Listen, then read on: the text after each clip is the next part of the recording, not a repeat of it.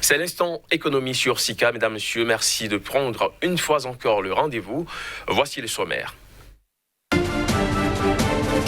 La Banque mondiale a validé 104 millions de dollars pour soutenir les programmes de développement des compétences au Mozambique.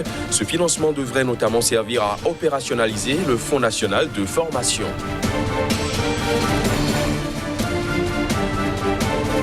L'Éthiopie va émettre de nouveaux billets de banque au sein de son économie. Cette nouvelle mesure vise à lutter contre la contrebande et les activités illégales qui sapent l'économie éthiopienne. On en parle dans cette édition.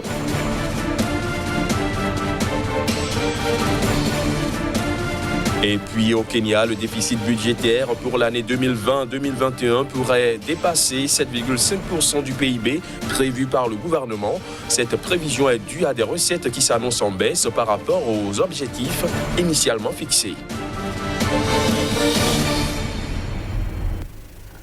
Voilà pour les titres. Bienvenue à tous.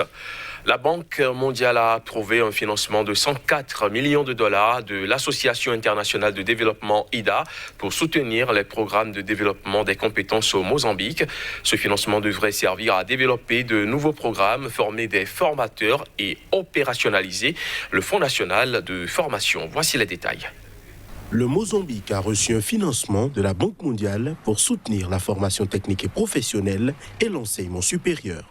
D'un montant de 104 millions de dollars, ce financement sous forme de subvention sera investi pour améliorer l'accès à une éducation et une formation de qualité concernant l'enseignement et la formation technique et professionnelle et l'enseignement supérieur dans les domaines prioritaires tels que les sciences, la technologie, l'ingénierie, les mathématiques et le changement climatique. Le financement devrait également servir à la mise en place des programmes pour rapprocher les formations des besoins de développement du pays, mais aussi répondre à la pénurie actuelle de compétences techniques et spécialisées au Mozambique. La subvention vise par ailleurs la formation des formateurs aux nouvelles techniques d'enseignement et l'opérationnalisation du Fonds national de formation pour l'enseignement professionnel.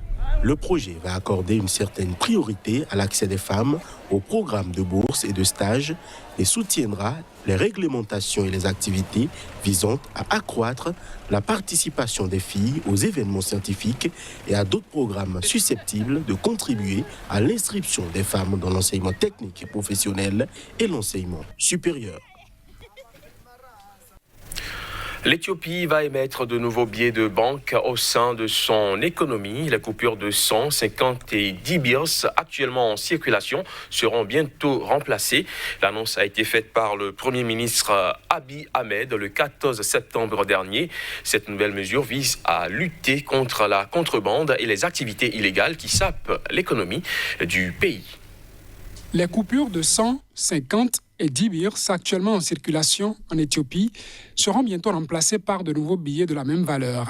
À travers cette réforme, un nouveau billet de 200 birrs sera également mis en circulation pour la première fois. De plus, les nouveaux billets seront en circulation en même temps que les anciens avant le retrait définitif de ces derniers d'ici la fin du mois de novembre 2020.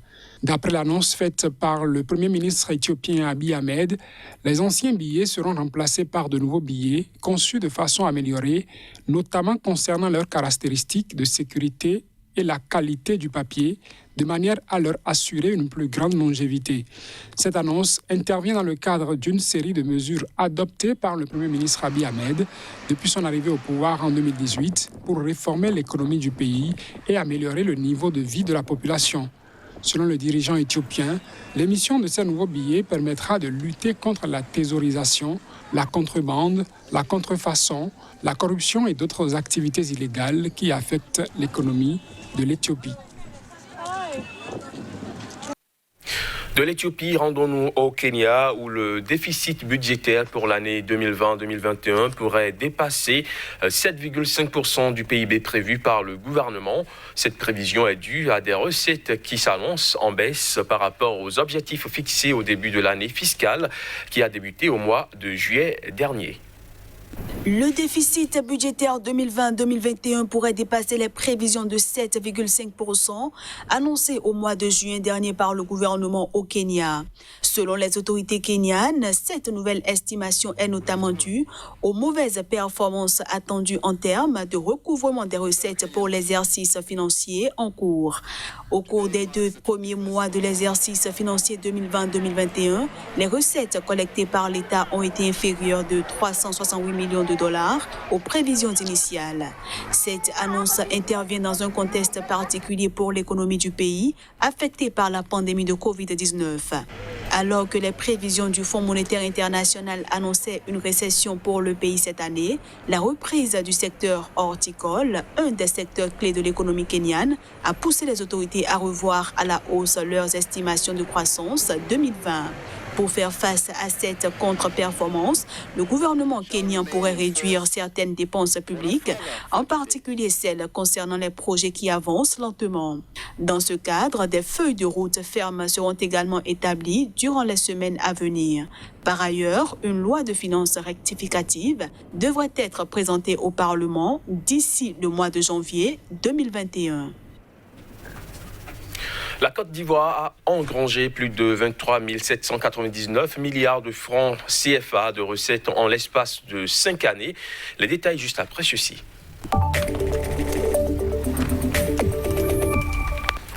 Kazmi Pédior, bonjour. Bonjour Crépi. Merci de nous retrouver sur ce plateau du Journal de l'économie. Alors nous parlons de la Côte d'Ivoire. Les recettes publiques de ce pays ont connu une hausse depuis 2016. Comment pouvons-nous l'expliquer?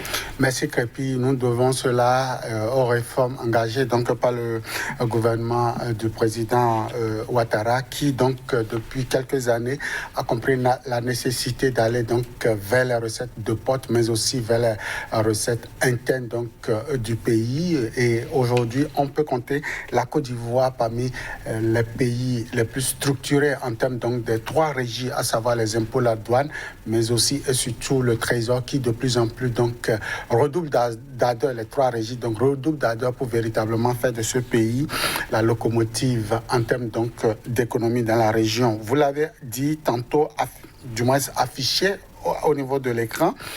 Plus de 23 779 milliards de francs CFA ont été collectés en 5 ans seulement d'activité budgétaire au niveau donc de ces 3 régies-là. C'est une prouesse. C'est le premier au niveau de l'UEMOA en termes donc de collecte, de mobilisation des recettes. La Côte d'Ivoire continue pas séduite de par ces réformes.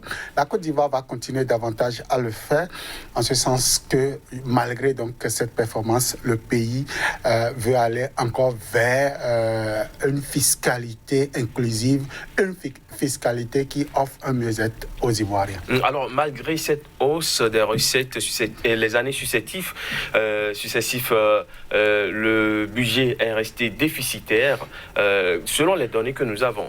Bien sûr, Crépi, il faut le dire, malgré cette performance donc du pays leader économique de la région ouest africaine pour ce qui est donc du CFA, le pays affiche un déficit budgétaire qui n'est pas des moindres. En effet, pour un total donc de 23 779 milliards en termes de recettes, le pays a dépensé 28 220 milliards donc de francs CFA pour le compte donc de ces 5 dernières années, soit une augmentation de plus de 5 000 milliards en termes donc de dépenses au niveau de l'État. Ceci s'explique donc par cette intention donc un peu, cet appétit vorace au niveau donc des États de l'Afrique de l'Ouest, notamment donc de ces pays-là, qui ambitionnent plus que donc les capacités de collecte et de mobilisation des recettes au niveau interne, mais qu'à cela ne tienne, avec 5 000 seulement, j'allais dire, en termes donc de dépassement budgétaire,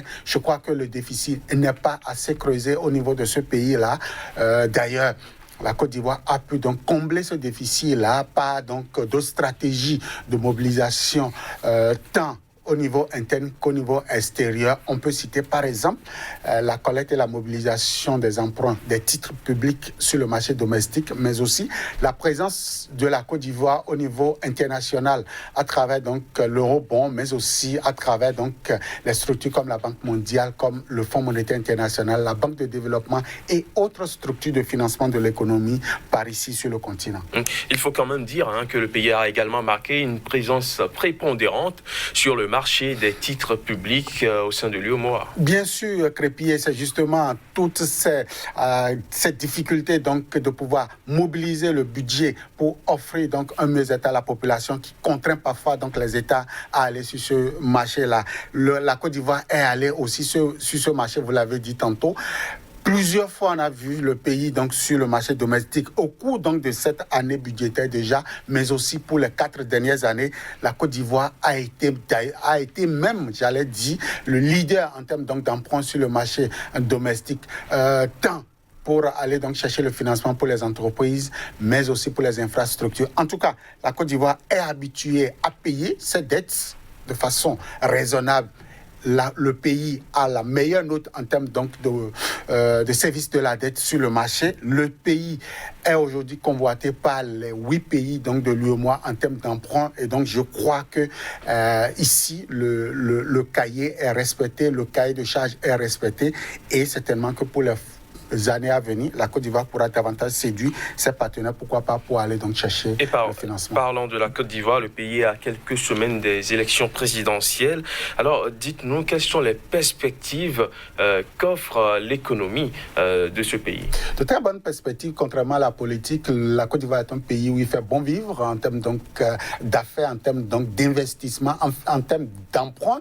Et donc, les partenaires techniques et financiers n'ont aucun souci à se faire sur ce pays-là. Si la politique pouvait être donc conciliante avec l'économie, je crois que le pays va faire rêver beaucoup d'Ivoiriens, même si ce que nous disons contraste un peu avec la réalité sur le terrain en termes donc de politique. Je crois que la Côte d'Ivoire, c'est un pays qui séduit et qui continuera donc pas séduire Crépier. Reste que tout ce qui se ressent sur le plan macroéconomique, la population veut l'avoir également sur le plan microéconomique. C'est vrai, Crépier, et tout ne vient pas tout de go. Il faut attendre plusieurs années pour voir donc cette perspective-là au niveau des assiettes donc des populations. Rejaillit dans le panier de la ménagère. Merci Kazmi Pédio d'être passé sur le plateau du journal de l'économie. Je rappelle que vous êtes le directeur de publication du quotidien béninois d'information Nouvelle Économie. On se retrouve très bientôt pour un autre numéro. Mesdames, Messieurs, ce sera tout pour ce JT de l'économie que j'ai pris du plaisir à vous présenter. Restez avec nous, l'information revient sur Sika.